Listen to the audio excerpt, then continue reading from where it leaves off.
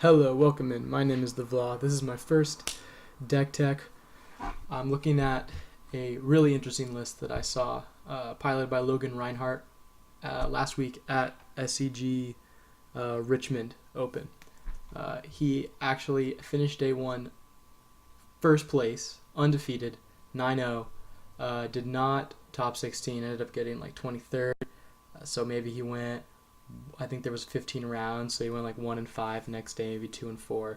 But I mean, a really different deck from what I've seen before. Did really well day one. He beat, I saw him on stream, beat Grixis Death Shadow and a Valakut Scape Shape deck. So the fact that he was able to do that is really interesting to me. It's a mono-white deck based around Martyr Sands, which, if you're not familiar with, it's a little 1/1 for 1.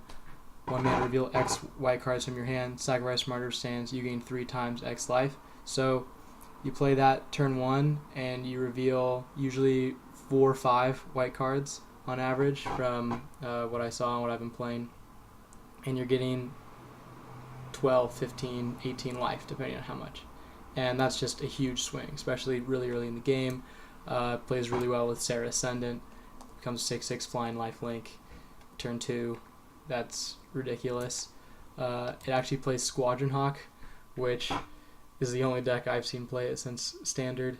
And it plays really well with it because Martyr of Sands, you play the Squadron Hawk, you get a huge handful of creatures. So all those more white cards to play. Obviously, you play Path of Exile for the removal.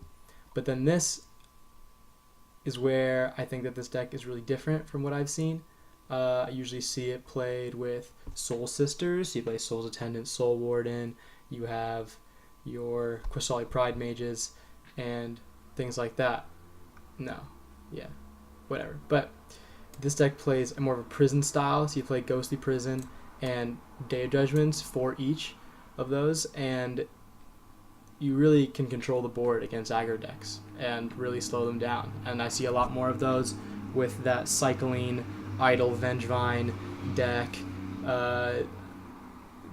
There are token strategies and things that are really trying to go wide right now in this format where the only real control deck is blue-white control.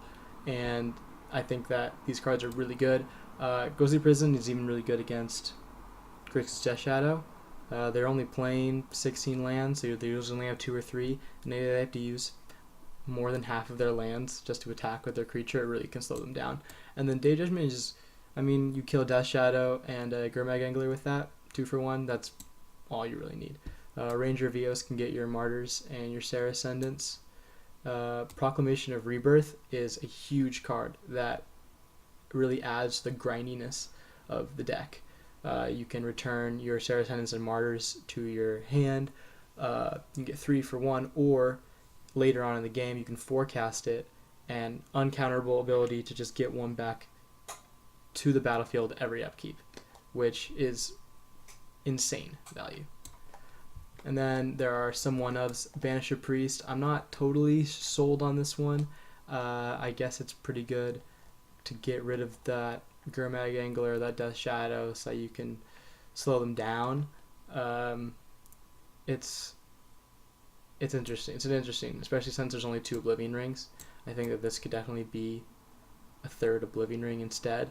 But I wanted to try out his list before I made any changes. Weathered Wayfarer is an interesting 1-of.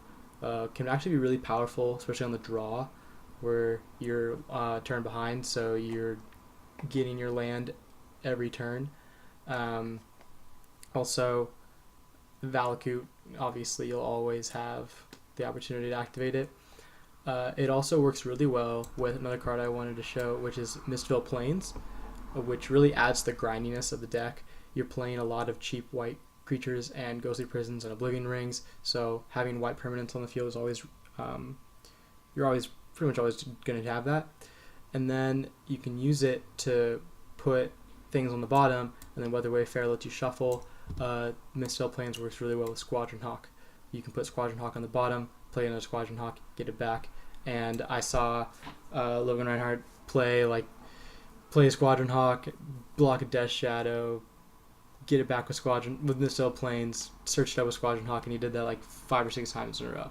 And it was just too much for the opponent to get around, because if you're not exiling anything from the graveyard, then you're going to have a real trouble getting through this deck. It's super grindy. The one of Kami of False Hope is a combo with Proclamation of Rebirth, where you can get a fog every turn if that's something that you need. It's cute. I don't think it's necessarily the best. The sideboard, I actually didn't like his sideboard at all, so I wanted to mess with that a little bit. I'm going to play 3 Forge Tenders because I think that I'm going to see a lot of Anger of the Gods. 3 Celestial Purge is actually, he played that, and I really agree with it. You can use it to banish all of those creatures from Grixis Death Shadow and from a couple other decks. Stony Silence for Affinity and other decks that use artifacts. I've seen Thopter Foundry combo with Sword of the Meek a couple times, and this just completely turns that deck off.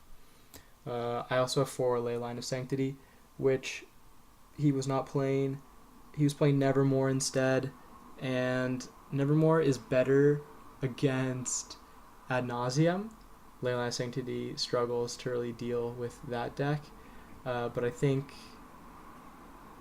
I don't see Ad Nauseam nearly as much anymore in Moto. It's really fallen out of favor, and this deck is just way better against Death Shadow and Storm and things like that. And then 2 Relic of Progenitus to round out the graveyard hate for some like Dredge or Vengevine. So yeah, I think that this deck is actually really cool. It does some really cool things. It has some really cool cards. It gets to play 4 Ghost Quarter and a Tectonic Edge for the Tron matchup. And I don't know, I think that if you can 9-0 a day 1 of a relatively big modern event, that is worth looking at. So I'm going to enter a league, and we'll see what's up with that. So you should check it out.